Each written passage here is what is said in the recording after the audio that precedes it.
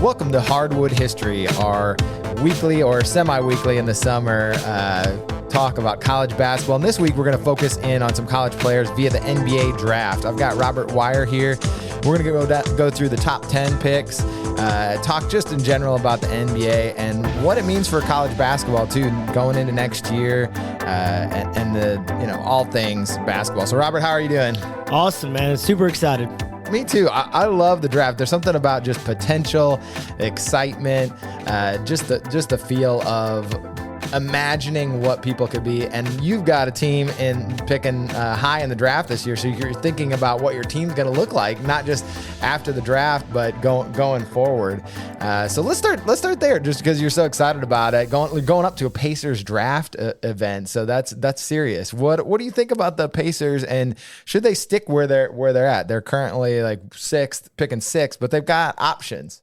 Yeah, it's just kind of crazy for me, like, because the Pacers never get a good draft pick, right? It's been like, I'm not going to say exactly, but it's been over 20 years probably since we've had a top 10 pick. And Paul George was he was 10, right? Yeah, he was a 10. Okay, yeah, so 10. But besides him, but that's still like 10. Yeah, like top 5, almost top 5 pick. Yeah. Sixth is close enough, but like to get a type of player that has a possibility of being a superstar, right? Like a Pacer franchise, you're not going to be able to pick them up in free agency, right? Like they've proved over the years, like you might get some guys that are good players in free agency, but you're not going to get the top tier guys, right? So your only hope is to draft them. Yeah. So like for me, this is a chance that we've had in a while to get a player that at that caliber. Now, it's so crazy because of all the trade talks, and if we can move up to 4, or if we stay at 6, and then if we trade and get like the 10th or 11th pick. I mean, to me, if I had a choice, what do you want to do? Yeah. If I could pick a player, it would be Ivy, but only if you can work a deal with Sacramento that's not too heavy. Like if they want, say, our 6th pick, and then they want, say, our next year number 1 pick, and say Diorte, like I don't think I'd do it because I think the Pacers are moving in a direction to where next year there's probably a good chance they're going to be in the lottery again.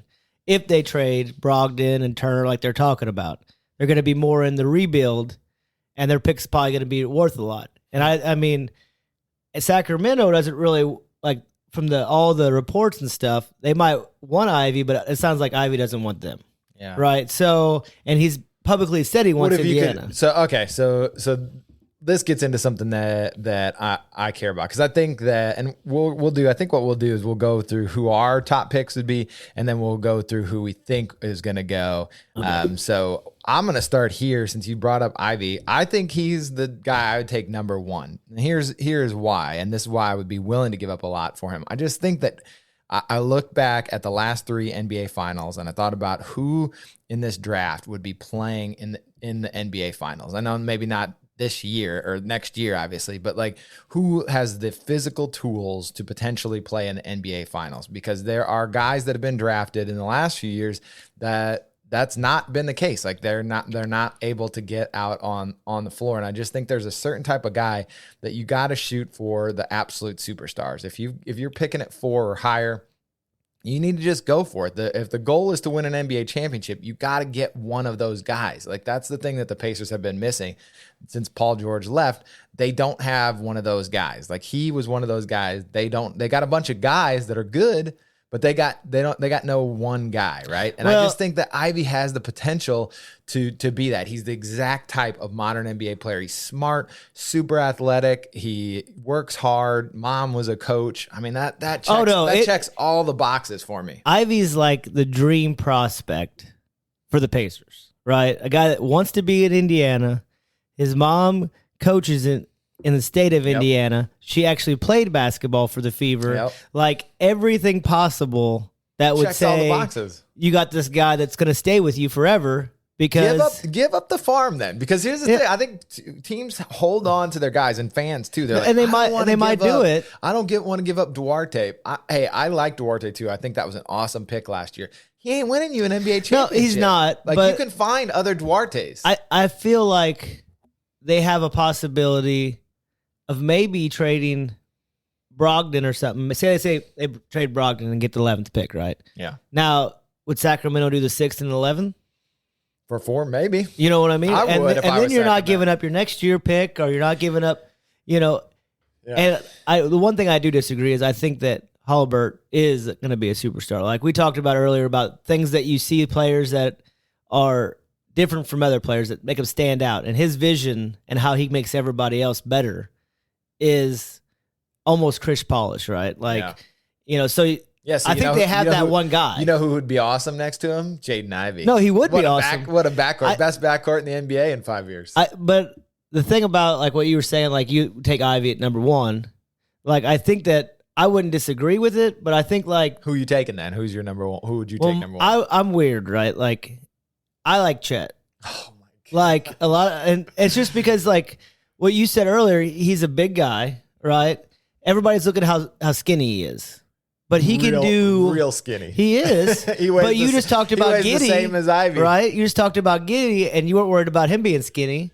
Or you talk about the guy Dyson Daniels. He's skinny. I am worried about it, but it's different picking number 1, and because you got to get choosier. Yeah, as you're picking number 1, or you're picking 8, like where he went last. But he also has the skill set to be like a superstar in the NBA. So take my question. What do you like about him? Because I don't see it. Like I've been trying to with Chet because I've heard tons of like intangibles. Well, he's about that him. like besides everybody thinking he's going to get hurt, he's never been hurt. But okay. So take my question though. Who the last 3 years thinking about the finals? So you have Lakers, Heat, and then you have this year you've got Warriors and Celtics.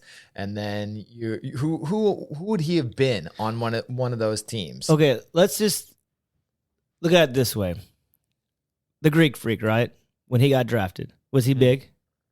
No. He was a rail, right? And now he is an animal. So I'm not thinking that he's going to be the Greek Freak. Like I was going to say. But the difference, though, is when the Greek Freak came in, right? He didn't have handles like Holmgren has. He didn't have a jump shot like he has. He wasn't. What do you average blocks in college? Yeah, I can't remember, but it's like it's really impressive, right? Yeah. So he shot 39% from 3 in college. So but that's what I'm saying. So you're saying that your hope is that he's Giannis Antetokounmpo, because that's the only guy I can even think of like size and versatility.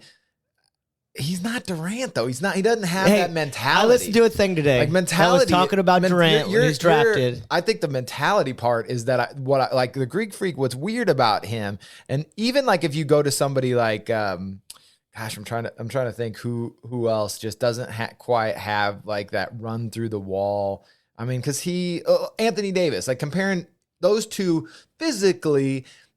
Not totally dissimilar. Take away like that Anthony Davis gets hurt. Like as far as like physical tools, similar. Like can shoot outside. Anthony Davis can handle a little bit, can do a little bit of everything, right? But there's just something different about Giannis. The way he will just run through a wall. The way that even though he's not shooting free throws well, he'll go to the line and shoot free throws. Like even this year, the difference between him and some of the other guys for the Celtics, like he just kept going. Like when he was having a bad game, he doesn't like turn it off. What about Chet makes you think that he isn't that kind of person? I don't know. I just like I really like just don't just from 2 years ago, like the video that went viral, right? Like viral. The Curry, he went around Curry, right? Like how many big guys have to go around Curry and make him look silly and go up and dunk? So he's the 4th leading scorer on Gonzaga. Would those guys have been the 4th leading scorer on Gonzaga? I mean, yeah, but the Greek Freak probably would have been because he wasn't there yet. Maybe when he was drafted, he wasn't there yet, right? I don't know. I mean, I don't know. I just don't know if he would have been the 4th. I just think there's something. Well, you missing. Talk about that, but let's think about Banchero, right? Mm-hmm. Like, do you think that he dominated as the Duke's leader? I think so. He's my spoiler was perfect. My second pick would be Banchero. I think like again he represents to me what I want in the modern NBA. He can shoot a little bit. He can handle the ball. Extremely physical. Like he reminds me of Jason Tatum. Like I don't know if he'll ever get to that level, but could he get to Jaylen Brown's level? I They're different players, though. I know they're he different. isn't. But I don't they have see the him tools. being as agile as Jason Tatum. Man, I don't know. I mean, don't get me wrong. Did you see Jason Tatum in the finals? Well, I think something's wrong with him, but like as far as he's hurt or something, not like something's wrong with him like in his head. I meant something was hurt or something because he wasn't attacking the basket like he was every series before that. Yeah, I said so when we were there's talking probably something like, behind the scenes. I remember when he dunked on LeBron. Like, what happened to that dude? Like, he was like he did that one weird layup where he threw it up over his shoulder. I'm like, man, that's how he shot a lot of jump shots shoot. and a lot of threes in the finals. So I mean. Well, he but tried anyway, to shoot a lot of we're layups. getting He just missed them all. sidetracked. We're getting sidetracked. But Banchero. Yeah, I mean, I think that if I'm wanting my team to have a better chance to make the playoffs next year, and I'm one of the top teams in the draft, that's who I'm taking. Like, if I had the number one pick and I'm Orlando and I want to make the playoffs next year, the guy that's going to give me the best chance, I think he's the one. So why is he not the best player then? Because... No, the best chance to win right away. I know, but why is he not the best player? Why can he not continue to improve? It's not. He like could. I think he's actually younger than Holmgren. No, I'm not saying that he won't. I just think like there's certain things that Chat brings, his length and stuff that he'll never be able to have. I mean, look at Evan Mobley last year. There's certain things that did you ever think that he would have the season that he's had this year? Because of his length, it makes a difference. Yeah, but he isn't a huge guy. But Banchero he's so physically so much stronger. Like there's 0% chance Chet's ever going to be. But how many guys in the NBA are strong? Not like Banchero. Well, not like I would disagree. There's a lot of strong guys. Who is he a comp for in the NBA? Like he's huge. Like he's bigger than Jason Tatum now. Like so why couldn't he play defense in college? Well, against small guys. Defense. No, it's still it's the mentality that you talk about. Like some guys have that like killer instinct, like I'm going to destroy you. I agree. And I'm not saying he doesn't. Defense is mentality. Like I think Chet, his defense, I will give that to you, and you'll see him here on my draft. He's not scared.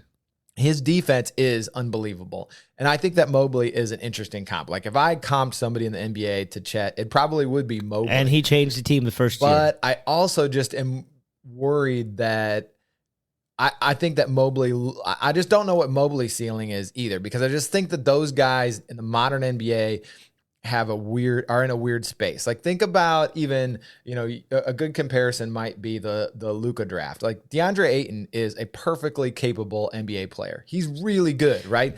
But he's not Luka, right? You have to take the guy who can create his own shot. And I don't know if Chet or Mobley are ever that guy. Like if they could do that, you're right.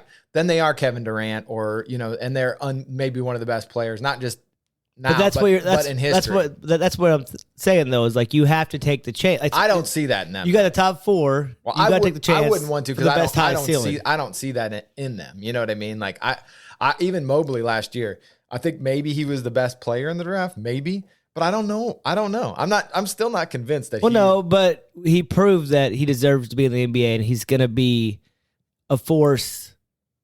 Defensively. Would you rather have, let me ask you this, redrafting after a year, would you rather have him or Scotty Barnes? Right? The thing though is Scotty Barnes got leg too for his position, but Mobley just brings this thing where if he keeps getting better, like you just can't teach height and length and all that. I mean, you just can't. You can't teach mobility and ball handling. It's true. At that height but he was pretty solid as a rookie. He's pretty good. It's close. I'm just saying. But who would you take? Let's be honest. That's what's so hard about it. If you could take him this year in the draft, the top 5, would he be number 1 pick? Yeah. I think if you knew that he was going to be like he was this year, man, he's the number 1 pick. He might be. No, I don't. I think it's hands down. He's number 1 pick. I don't know, man. I'm pretty. I'm pretty stubborn about feeling like guards matter more. Like I just. But you take him over all the big guys. I just think I do. You take him over Banchero. You take him over Smith. You take him over Chet. I just think I probably would take Banchero over even Mobley. Like I just don't. Really, I don't believe in guy. I think that he's going to be incredible, and I think that he could be an amazing number 2. But even like Anthony Davis, like you basically have to bet that they're going to become Giannis Antetokounmpo. That's what you have to believe for them to be a number 1. You think Ivy can be the best shooting guard in the NBA? I think so. Better than I think he could be. Well, best guard. I think he could be John Morant. There's no really labels on point guard or shooting guard anymore. Really, it's just a guard, right? Yeah. Yep. Like, because everybody shoots. I think he could be elite. He could be better than Ja. That's what you just said. You said he could be the best in the NBA. I think he could be. Let's put it this way. I think he could be top. He could be top 6 in the NBA. So that's still pretty high praise. So he could be like Curry. Like 5 years. We're talking 5 years. Well, I mean, it takes time for guards. No, and like I said, if the Pacers somehow get him, obviously I'm not going to be upset about it, right? Like, out of all the players the Pacers could possibly get, I still like Chet, but at number 2 would probably be Ivy. Oh God! Just because as a Pacer, like, I guess maybe it would be Ivy because we've went through these big guys, right? Like Miles Turner, as much as, I talk smack about him sometimes, he's a really good player. Right. Like, they were talking about, who was it? Oh, Chet. They said that maybe he just turns into the next Miles Turner. Right. Which still is a good player. Really good. But today's it's not NBA, number 1. No, it's not. Right. But they could. Okay, it could be worse. Perfect segue. What's the difference between Miles Turner and Jabari Smith? Jabari Smith shoots threes. Miles Turner shoots threes. Jabari Smith, potential to be a shot blocker and rim protector. Miles Turner, very, very similar, right? Can't create his own shot. What's the knock on Jabari Smith? Can't create his own shot. Like, why would you not? I've never been sold on Smith being the number 1 pick. Who would you take 3 then? So we're at 3 now for our personal I think Smith's picks. Well, Rockets are at 3, right? They are, but we're just taking. This is just our personal. We'll go back. We'll go like back. Who we through. think's the best? Yeah, who's your third best player? I think it would be Chet or Benchera, depending on, and that would be your workout, right? Like when they come in and talk and all that. And then I think Ivy, I'd probably take at 3, and then Smith at 4. But some reason they think Smith should be the number 1 pick. Maybe if I went to workouts and I knew as much as scouts did, then maybe my mind would change. But I have the same thing that you do. Like, I don't like guys that can't create their own shot. You think Banchero's the third best guy? Who's your third best guy? Ivy. Yeah, but okay. I said it's between Chet and Banchero as the first pick. Got it. Like, they're interchangeable, just depending on your team, the layout, and how much you like them, like in the interview process. Now that's true. We don't have access to that stuff. So I'm taking mystery man Shaden Sharp as my third favorite guy. Man, I can't. I know, but again, and he might be the best player in the draft. Okay, but he could also be Gerald Green. And if I'm in a top 5 pick, like, there's no way if I have a chance at Benedict or Ivy. I mean, who says that Benedict can't be a superstar? Well, my 5th pick would be Benedict. No, I'm saying, like, why would you take him over? He played in college and he was a stud in college, so that's against higher quality players. I think so. The reason I'd take Sharp, from what I've seen, is that I just think his ceiling for shooting ability is a little bit higher than Mathurin's. I've seen him shoot. I just think that the guy can absolutely fill it up. I love a guy who can shoot and is super athletic. Like, okay, Gerald Green never got there. You're right, and that's possible. But if sometimes I do think too, like, worst case scenario, oh man, I get Gerald Green. Like, that's not a terrible outcome. Yeah, but I'm not sad. I'm not sad about him. That guy didn't just like have a cup of coffee. Like, but you brought up Ricky Rubio before we got on the air. Like, you're not sad. Like, it was clearly a mistake to draft him instead. I don't think he was a horrible player, but he just like you were saying, like, he kind of hit a really bad timing where guards all of a sudden needed to shoot. Yeah, if he had come in the 90s, he would have been perfect, unbelievable. He would have been like, one of the Jason best Kidd. guys. Yeah, before Jason Kidd learned how to shoot. Exactly. And Rubio can shoot now. I'm pretty sure he's a pretty good shooter. And it's kind of like the same career Jason Kidd had, right? Like, Jason Kidd probably, if he came out now, would not be the same level of success in the NBA that he did during his era. Yeah. And I love Jason Kidd. Yeah. He's an unbelievable he would have had player. to learn to shoot faster. Yeah. Like, he would have just had to. He would have had to. So the thing with Sharp, though, is I can't. I heard this thing today, and I thought it was really good. This guy was saying that, he went to a Division III college, and it was like a really high Division III. Like, they got players all the time from Division I that came down. He said he had a guy that on his team that was unbelievable. He watched him hit 17 threes in a game versus somebody. He's like, so all these videos of him in high school and stuff, like that's great and it does show potential, but there's a huge difference between Division I guys that are athletic and in your face and you're still able to do it. Yeah. Like, there's a lot of guys that look unbelievable. Like, just look, I know this is a huge difference, but like, say, like, if we go play basketball and we play against somebody that's a good player, and then we go play against a college player, like, it's going to be, we're not going to look near as good, right? Yeah, definitely. Like, we're going to look, you know what I mean? Bad. Like, the difference is huge. They're stronger, they're faster, and they're probably going to be more intelligent basketball IQs in college. But that's why I'm picking the guy. I'm picking the guy who is going to be, the most athletic, maybe best shooter in this draft. Like that's what I'm starting with. Like my whole thing with the draft is I am looking for something that even at the NBA level, they're elite. Like Jaden Ivey, maybe only John Morant is more athletic than him in the NBA. Like that's crazy. So you got him at 4? So I would take him as my. Well, I'm at 3, right? I thought your third one. I thought it was. Oh, your third pick, Sharp. I think so. Oh my! I mean, it's really. I know. Out there. I know. So you like him better than Daniels. Ivy Boncaro, and then Sharp would be my top 3. So you're moving Chet down to what? Is he your 4th or is he down to 6? The Pacers get Chet at 6. That'd be a heck of a deal for the Pacers. I think maybe. I just don't value big guys in the same same way. But I don't value. I think the reason why the top 3 guys. If I'm building a team, I just don't. I don't want to start. They're more modern NBA big guys. Who would you? So if you had you had Chet. So here's a good one. Chet or you want the Phoenix Suns center. Would you trade? No. You think? I don't like. I mean, I think Aiden's really good, but I don't want him on my team. You think Ayton is? Like there is a chance that Chet is much better than Ayton. Because Ayton started for a team in NBA Finals and played well. No, I'm not saying he's bad. Like he's a good player, but I just think that he's gonna get a max contract this year. I just like Chet better. You think he could be better? I think his upside's greater. Wow, he has a better jump shot. I just don't see it. He has a better jump shot, better handles.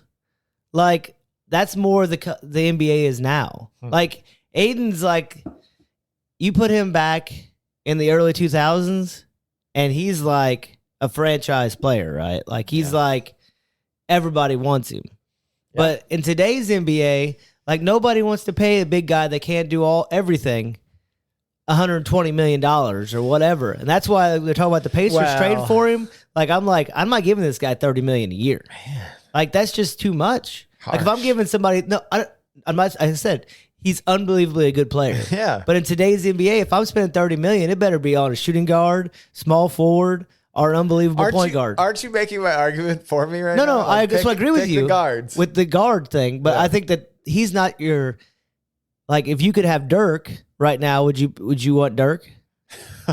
So you're saying that Chet Holmgren could be Dirk? Possibly. Wow. I don't know. Why can't he be?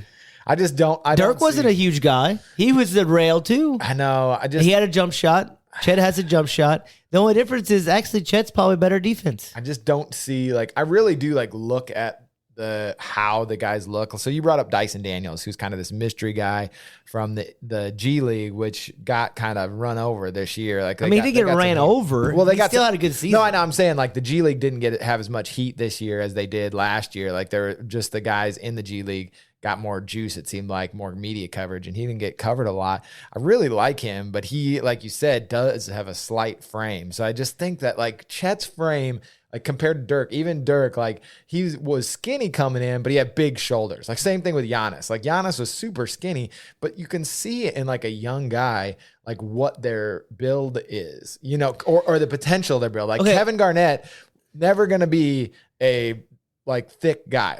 It was never going to happen. He was skinny coming out of high school, and he's skinny. Now, maybe you can have that mentality, like you said, and there is something in Chet's defense that I see what you're talking about. He does have that kind of dog in him. I don't think he's going to be Sean Bradley and just get Sean Bradley over. Could shoot. I know, but he's got NBA I'm saying too. Defensively, even he's not going to just get dunked on all the time. Well, there's not big guys like that before. He can move in an interesting way, which is good. But I don't know. You think you just saying that? You think he's better Kristaps Porzingis, basically? Is he doesn't have everybody keeps talking about he's not going to be able to do it, but he's never been hurt.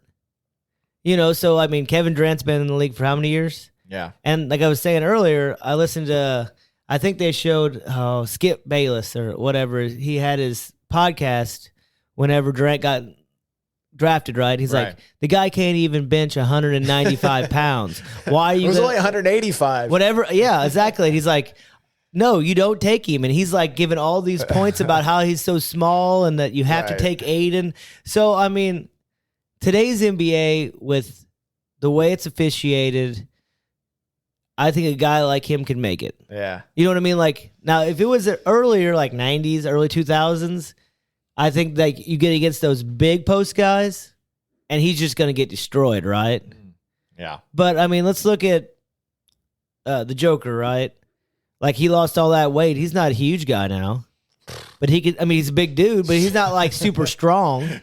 Chet definitely is not guarding him. No, I'm saying he's not super strong. No. But like compared to like if you were going against he might be strong. He's got like weird dad strength. Like he's not Shaquille. Have you seen dudes try to guard him? He's just like weird. Like some dudes are not like farmer strong. Yeah, exactly. Like some dudes are not like cut, but if you run into them, like you're like, good Lord, what is that guy made out of? Because it's not the same material that I'm made out of. Like they've got denser bones or something like that. Like it's just weird. All right, so he's not a good comp. So you got Ivy, Boncaro, Shaden Sharp. Gosh. And then you got after this is that. A very interesting. Yeah, list. let's go. I got Matherin. Okay, I mean, but why Shannon over Matherin?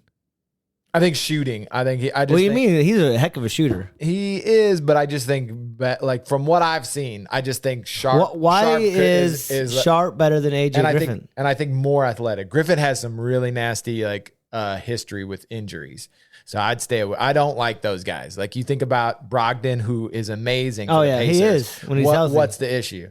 Yeah, when he stays healthy, like he doesn't. Yeah, like he's like AJ Griffin is like Brandon Roy level bad.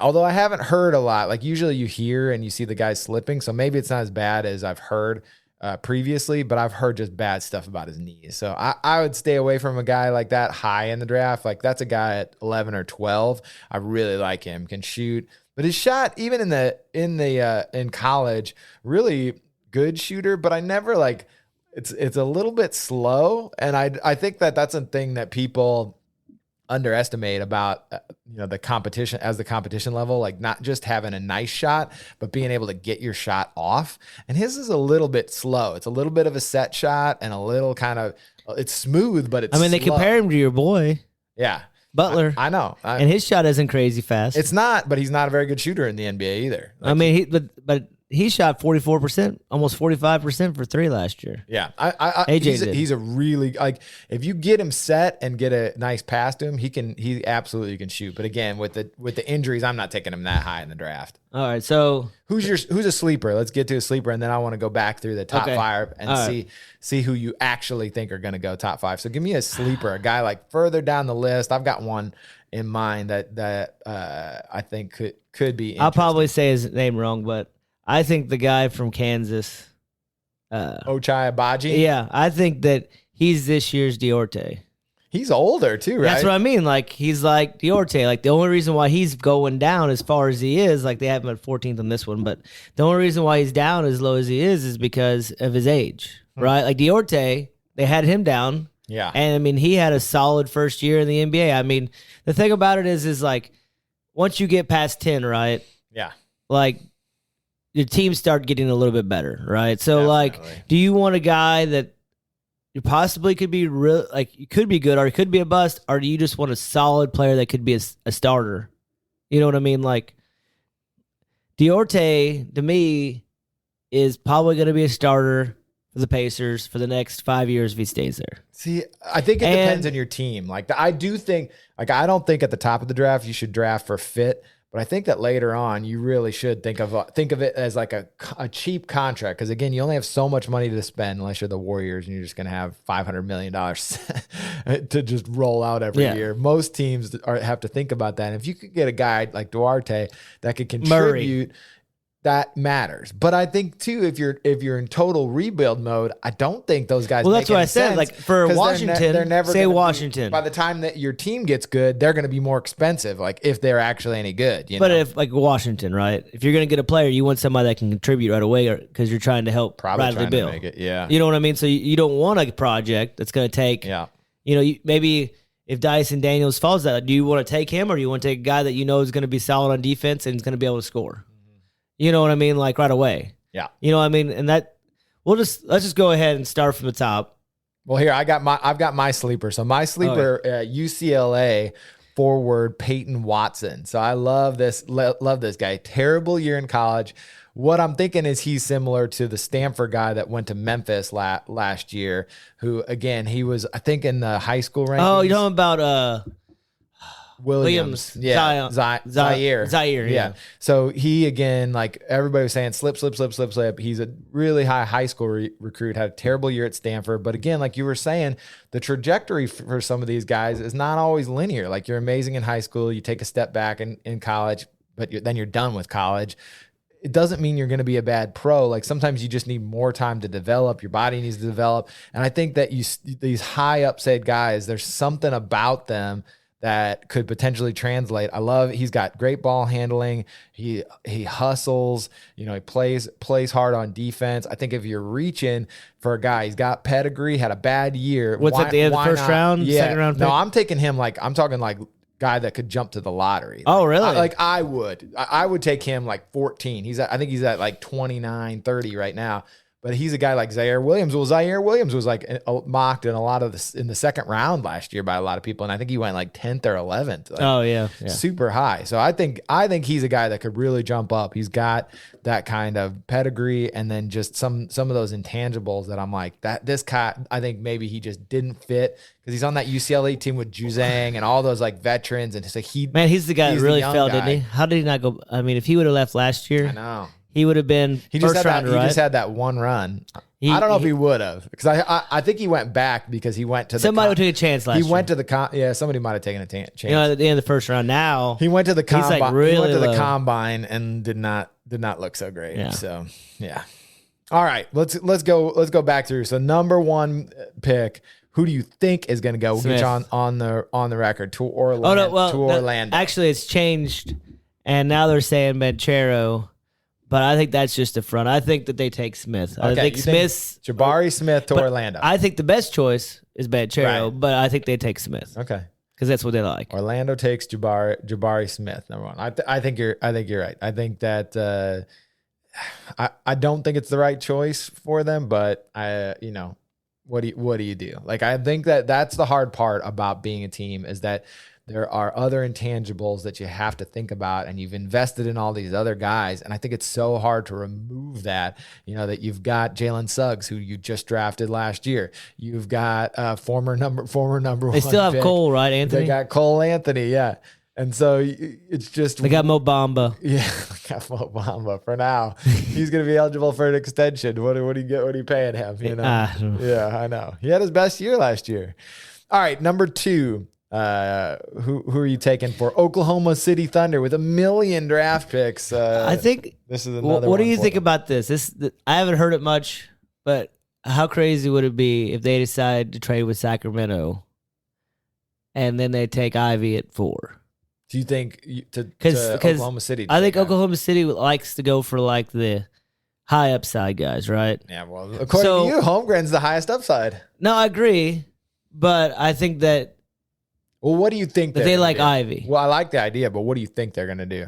I think they're going to take Chet. Yeah, me too. I mean, but I'm just saying, like, I like that. I think that would be really good for Sacramento too, right? Yeah. Because then they be kind of bad for. Do you get rid of Gilgeous-Alexander then if you are drafting Ivy? You think those two can play together? I think they play together. Okay. And then you know what? If you're the Thunder, you let them play together, and then you make a choice and you trade one of them. Fair. Right? Like, because let's be honest, like if they both become superstars. And you can get another superstar at a different position. Yeah. And that's better than getting somebody that didn't turn out, right? Yeah, fair. All right, 3 to Houston.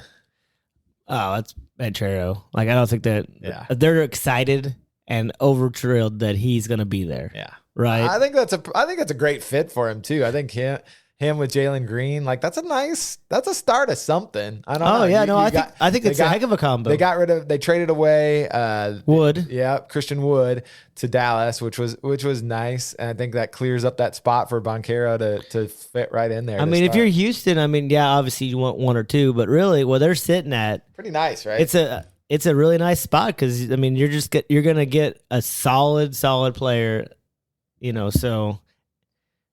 And then, yeah, I just don't see Ivy sneaking up in the top 3. Yeah. And that's like you said, like I don't think that he doesn't deserve to do that.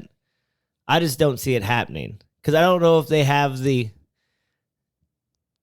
don't want to take the chance. Yeah. Because like there's just the big guys, like you said, it's not a big guy league anymore. Yeah. But all 3 of these big guys can shoot, right? They're more modern NBA big guys. Yeah. And if you hit on them and they become all-stars, that there ain't that many all-star big guys that can do all that stuff, right? The guards, it's a guard league, but to get a big guy that's mobile and can do all that stuff is a pretty big deal. Yeah, I guess it depends defensively, especially. I guess too, it depends on how much you like Jalen Green, right? I mean, he really came on at the end of last year. If you love him, then it's definitely. But how cool would it be though to see Green and Ivy together? It would be cool, but that's what I'm saying. Like eventually you do have to think about like what your roster is, and I think that's what that plays into. Well, they're not going to win anything next year, right? They're going to be right back here next year. They might want to be. They will. That's what I'm saying. So if you're going to do that, then you might as well fill out your power forward spot. Yeah, and then next year they'll come back. The number 1 pick, you're gonna have to start practicing his name now. Oh gosh, Victor Wembanyama. Whatever it is. Yeah. Definitely. That's all right. 4. Everyone's saying the draft starts here at 4 with the Sacramento Kings. Who are they trading this? Are they taking the pick? What are they doing? They've got a million guards. They've got De'Aaron Fox. They've got what's his name? Their pick from last year. They just traded Buddy Hield to the Pacers. And Halliburton. Halliburton. They've taken a guard every year. That's a weird thing, right? Like if it wasn't for that trade, I would think the Pacers are definitely going to make a trade, right? Yeah. To the Kings. But because they made that trade, now it makes you feel like the Kings are going to see what they can get, right? But the word is that they really like Murray a lot. Like they brought him in. They brought him they sat down with Fox and Sabonis and the owner, and they all had dinner together. Like, you don't do all that stuff unless you're really interested in the guy. For sure. You know what I mean? So, like, because they did that and everybody knows it, now it's going to be harder to make that trade. People are going to be like, well, you're going to take Murray. Yeah. So that means Ivy's going to be available at 5. Anyways, right. And now the word is that Detroit wants to take Benedict. Oh. Like that just came out today. Like they think that he's going to go number 5. Oh, maybe even over. So Ivy might fall away to the Pacers. Wow. And how awesome would that be? Because look at you dreaming. Look at you dreaming. As I smile and thinking, we didn't have to give up anything. If you're a Pacer, when he goes number 1 to Orlando, I'm going to make sure I text you. At that if they do that, that's a good thing though, because maybe one of the big guys falls down somehow. Oh, there you go. You know what I mean? And you're winning. We're winning no matter what. Because for me, what happens when you end up with Murray? Are you going to be excited? I know. That was the first guy I wanted. Okay. Like I thought with the Pacers, Murray is a really solid player that I don't think his upside is as high as the top 3 guys, like the big guys. What's the difference between him and TJ Warren? Besides that, Warren's hurt. But TJ Warren's a really good player. I know when he's healthy. So, but I think what's the key there though? Really good, not great. Yeah, but the thing is, I liked about Murray is everything I've heard is he has an extremely high basketball IQ. So you pair him with Halliburton that has an extremely high basketball IQ. I think that he can take him to the next level as far as the team of thinkers you're building. I like hey, it. We play basketball enough. Like there's certain players that don't have any IQ, and you're gonna take one that's I like it. 3/4 as talented. So who are the Kings taking? Let's get that. I think the Kings take Murray. Okay. All right, we're gonna go 2 more and get to unless your they can trade, right? Right. And then I think that. So 5, Detroit now. Besides the reports, I think they take Ivy. So they're taking Ivy. I think that's a front. I think they play great together too. He's nice mixed with. Cade. Either I don't think it matters if it's Benedict or Ivy. I think it's a good pairing with either one of those Cade. guys. You wouldn't take Sharp there. Absolutely not. Wow, you're really down on Sharp. No, it's not that I'm down on Sharp. The thing is like it's a top 5 pick. Okay, well, and there's no here's your chance. No Pacers taking. I'll be upset if you take Sharp. Here's number your 6. chance. The Pacers are up. Who are you taking now at 6? Benedict. You're taking Benedict. You know, I think that right what the Pacers need, especially if they're going to trade Brogdon. Okay. So you're taking him, assuming then that they're trading Brogdon because he plays Brogdon's position. Yeah, I just don't think I want to develop him with Brogdon. No, I think that Brogdon's a really good player, but I don't think that him and Halliburton match together. Like I think Brogdon likes to have the ball in his hands, and he wants to be a point guard. But in my opinion, he's more of a shooting guard, but he wants to be the point guard because he wants to have the ball. And for Halliburton to really get his full potential, he needs the ball, right? So they got to find a guy that's not going to be so bombing. You're hoping Mathurin turns into Oladipo while he was with the Pacers. No, I'm hoping that he turns into a poor man's Clay. Well, okay. Well, you know what I mean? Like a guy that can shoot shots. Yeah. He's a good shooter. Yeah. Athletic guy. He can cut to the basket. Play good defense. You're hoping for a Hall of Famer at number 6. No, I said a poor man's Clay. Like obviously, if he wants to be Clay, I'll be excited. Isn't that Victor Oladipo, poor man's Clay? Yeah, but Victor was like 1 year that he was amazing. Well, he got hurt. I'm saying, if he turns into Victor Oladipo prime, excited. Who wouldn't be? Yeah. Anybody in this draft turns into Victor Oladipo the year that he was awesome with the Pacers. I'm pretty sure every team is excited, right? Yeah. Because this draft is. They're saying that there isn't even a tier 1 player in it. I don't know if there is. I think except Ivy. Like he's the only one that I think is. Just because again, like the way the NBA is now. Like I just think that even us, as much as we try to think about the modern NBA, it's just so you get so rooted in how guys look and thinking about the way basketball is played at other levels. Because I think that a lot of the stuff you said about these guys does translate at other levels, like Holmgren's shot blocking and all that stuff has been incredible. I'm just not sure if he can do that in the NBA because he is so small. And the physicality, it's so small, but it's extreme length. No, the physicality matters though. Some of these guys can go through. Can go through. Yeah, but some of the college players he was going against are pretty good athletes in their own mind. You wouldn't say that about Gonzaga 2 years ago. No, but he also wasn't averaging. Gonzaga. He obviously wasn't averaging 1 block a game either. Yeah. You know, he was a pretty dominant force. Defense. I'm just saying that I'm not sure that it translates in the way that we think it does. No, I mean it's we don't really know. Let's be honest. Like if we knew who was going to be for sure the best player, then we would be NBA scouts and we'd be rich. We'd be in hustle. Thank you for listening to Hardwood History, a weekly podcast by 19.9. If you enjoyed the show, leave us a rating and review, 5 stars only, like the basketball camp. Till next week.